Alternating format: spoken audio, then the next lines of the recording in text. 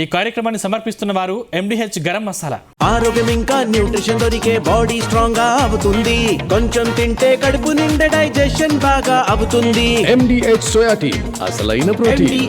चाहे राष्ट्रीय हो, अंतर्राष्ट्रीय हो और अब तो अंतरिक्ष भी हो, एक प्रकार से भारत के लिए गर्व के पल रहे हैं.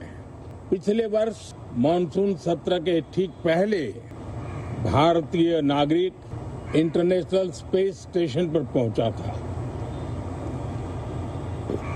और कल ही परसों भारत का एक युवा स्टार्टअप, उसने बहुत बड़ी सिद्धि प्राप्त की है. विश्व के कम ही देश हैं जहां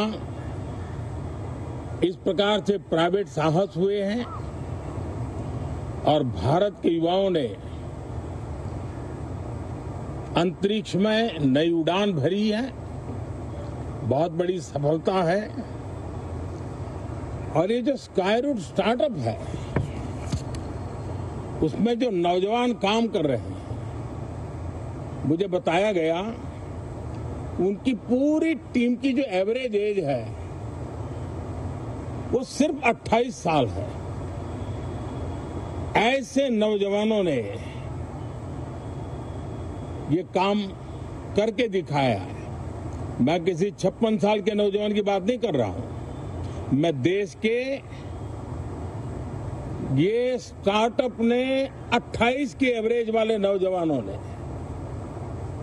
अंतरिक्ष में भारत का झंडा गाड़ दिया है. उनको तो बधाई है ही है. लेकिन ऐसी बातें जो हैं जो भारत को आत्मविश्वास से भर देती है. विश्व में भारत का प्रोफाइल सर्वमान्य सर्व स्वीकृत बनता जाता है.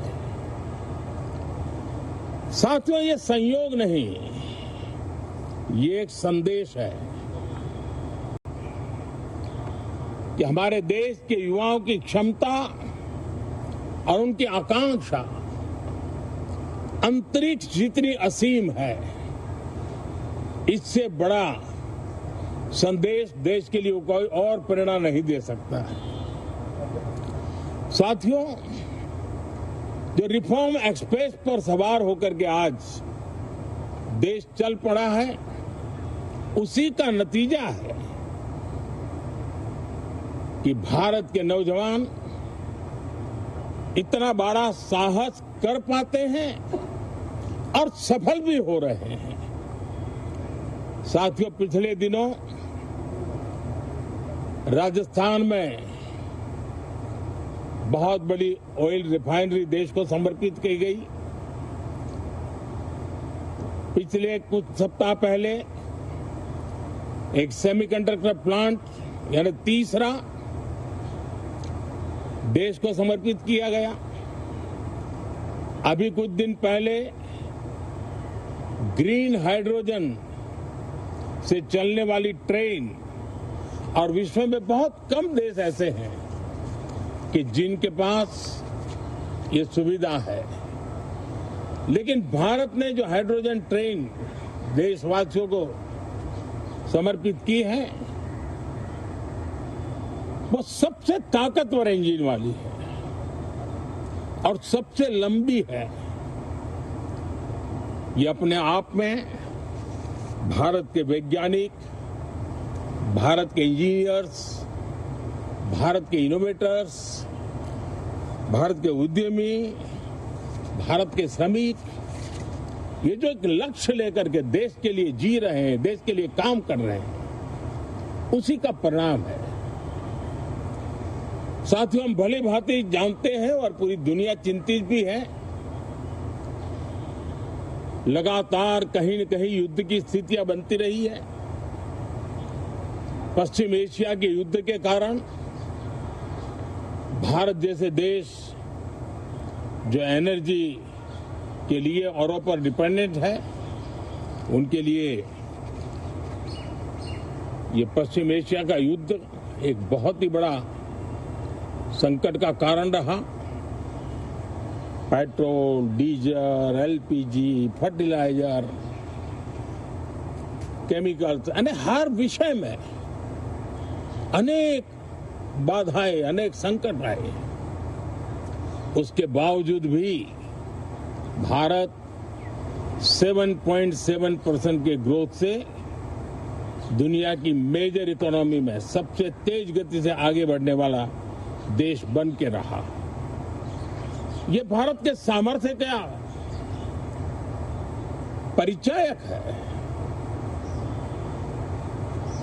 भारत किस प्रकार से उत्साह और उमंग के साथ नई ऊंचाइयों को पार करना चाहता है, उसकी इसमें एक झलक है। और ऐसे में जब ये मॉनसून सत्र आरंभ हो रहा है, देश ने स्पीड पकड़ ली है और संसद का स्पिरिट उस स्पीड में नई ऊर्जा भर सकता है। सकारात्मक स्पिरिट राष्ट्र के लक्ष्यों को प्राप्त करने के लिए बहुत आवश्यक होता है। हमारे सदन में बहुत अनुभवी सांसद भी है, दल उनका कोई भी हो, लेकिन उनके पास एक लंबा अनुभव है। ऐसे समय में उनके अनुभव की, उनके ज्ञान की संसद को भी जरूरत है, देश को भी जरूरत है।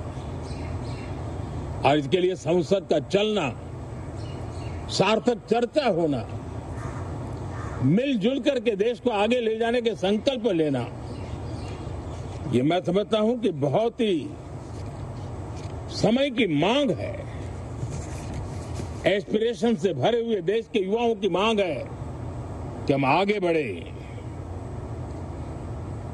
आज समय की मांग है कि राष्ट्र निष्ठा से भरे हुए, राष्ट्र भक्ति के लिए जी रहे आवाज को सदन में उचित मंच मिलता रहे, वे अपनी आवाज को बुलंद करे, देश को दिशा दे।